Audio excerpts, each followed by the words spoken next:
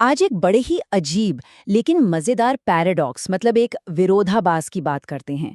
वो ये है कि कैसे दौलत का दिखावा करना ही कई बार किसी को सच में अमीर बनने से रोक देता है। तो सोचिए जरा इस सवाल के बारे में। क्या हो अगर किसी की सबसे बड़ी खूबी ही उसकी सबसे बड़ी खामी बन जाए? ये सवाल आज हमारी पूरी बातचीत का सेंटर पॉइंट है, जो हमें सीधे मोर के मेटाफर तक ले जाता है। देखिए, एक मोर को इमेजिन कीजिए। उसके वो खूबसूरत रंग बिरंगे पंख, वो पंख उसके लिए कितने जरूरी हैं, है ना? वो साथियों को अट्रैक्ट करते हैं, उसकी ताकत को दिखाते हैं। पर वही पंख उसे भारी बनाते हैं, उड़ने में मुश्किल पैदा करते हैं और शिकारियों की नज़र में आसानी से ले आते हैं। बिल्कुल इसी तरह जब पैसे का दिखावा किया जाता है तो वो अक्सर कामयाबी का निशान होने के बजाय एक बोझ बन जाता है, एक ऐसा श्राप जो असली तरक्की को ही रोक देता है। तो चलिए इसी में थोड़ा और गहराई से उतरते हैं। हम इसे नाम देंगे मोर का श्राप, यानी दिखावे के लिए खर्च करने का जाल। अब हम उन 5 चेतावनियों को समझेंगे जो बताती हैं कि ये जाल कैसे काम करता है और इससे बचना इतना जरूरी क्यों है। और देखिए, ये कोई आज की बात नहीं है। एक अर्थशास्त्री थे थॉर्स्टीन वेबलन, उन्होंने सालों पहले इसे एक नाम दिया था, कंस्पिक्यूअस कंजम्पशन। मतलब लग्जरी चीजों पर सिर्फ इसलिए पैसा उड़ाना ताकि दुनिया को अपनी आर्थिक ताकत दिखाई जा सके। तो ये बस कोई साइकोलॉजिकल चीज नहीं है, बल्कि एक वेल डॉक्यूमेंटेड इकोनॉमिक बिहेवियर है।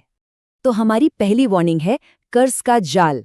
ये वो सिचुएशन है जब अमीर दिखने की कोशिश असल में किसी को अंदर से गरीब बना देती है। ये दबाव तो शायद हम सब ने कभी ना कभी महसूस किया ही होगा, समाज में एक स्टेटस बनाए रखने का दबाव। और यही दबाव अक्सर लोगों को वो पैसा खर्च करने पर मजबूर कर देता है जो असल में उनके पास होता ही नहीं है। बहुत ही आम लेकिन उतना ही खतरनाक जाल है ये। और देखिए, इसका साइकिल बहुत सिंपल है। सब कुछ शुरू होता है दूसरों को इम्प्रेस करने के सोशल प्रेशर से। फिर बिना सोचे समझे क्रेडिट पर कोई महंगी चीज खरीद ली जाती है। फिर क्या, उस पर भारी भरकम ब्याज वाला कर्ज इकट्ठा होने लगता है। और आखिर में कमाई का ज्यादातर हिस्सा दौलत बनाने में नहीं, बल्कि सिर्फ कर्ज की किश्तें चुकाने में चला जाता है। अब आती है दूसरी वार्निंग, ये है तुलना का खेल। ये सोशल स्टेटस की एक ऐसी ट्रेडमिल है जो कभी खत्म ही नहीं होती और इंसान को मेंटली और फाइनेंशियली दोनों तरह से थका देती है। आज के सोशल मीडिया के दौर में तो ये और भी बढ़ गया है ना? ऑनलाइन तो हर किसी की जिंदगी एकदम परफेक्ट लगती है, और बस इस रेस में शामिल होने की जो चाहत है, वो जेब पर बहुत बहुत भारी पड़ सकती है। अब ये जो ग्राफ है ना, ये पूरी कहानी कह देता है। ये दिखाता है कि बाहर से दिखने वाली खुशी और अंदर की असली आर्थिक सच्चाई में कितना बड़ा फासला हो सकता है। अक्सर एक शानदार दिखने वाली लाइफस्टाइल के पीछे बहुत कम सेविंग्स और बहुत ज्यादा कर्ज छिपा होता है। थियोडोर रूजवेल्ट ने एक बहुत कमाल की बात कही थी, तुलना खुशी की चोर है। ये बात आज भी उतनी ही सच्ची है। ये खेल सिर्फ किसी का बैंक अकाउंट खाली नहीं करता, बल्कि मन का सुकून भी छीन लेता है। तीसरी चेतावनी, ये थोड़ी सी डरावनी है। इसे कह सकते हैं पीठ पर लगा निशाना। जब दौलत का दिखावा किया जाता है तो इसके कुछ ऐसे भी अंजाम होते हैं जो दिखते नहीं और अक्सर बहुत नुकसान करते हैं।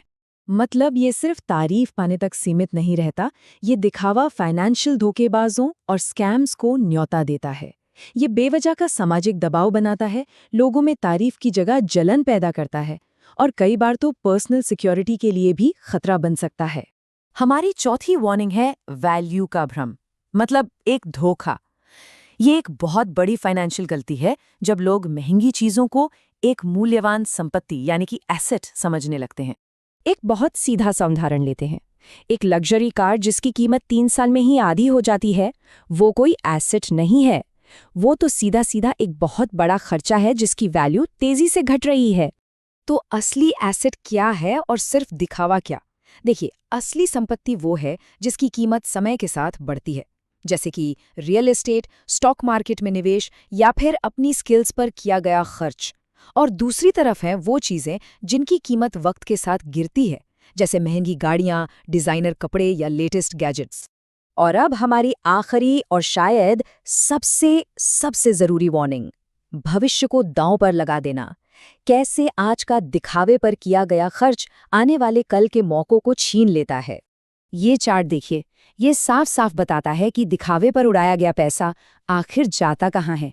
इसका एक बहुत बड़ा हिस्सा उन चीज़ों पर खर्च होता है जिनकी कीमत घट रही है और पुराना कर्ज चुकाने में, और भविष्य के निवेश के लिए सिर्फ एक छोटा सा हिस्सा बचता है, या शायद वो भी नहीं। इकोनॉमिक्स में इसे कहते हैं अपॉर्चुनिटी कॉस्ट। मतलब जब कोई एक रास्ता चुनता है तो वो उन सभी रास्तों से मिलने वाला फायदा खो देता है जिन्हें उसने नहीं चुना।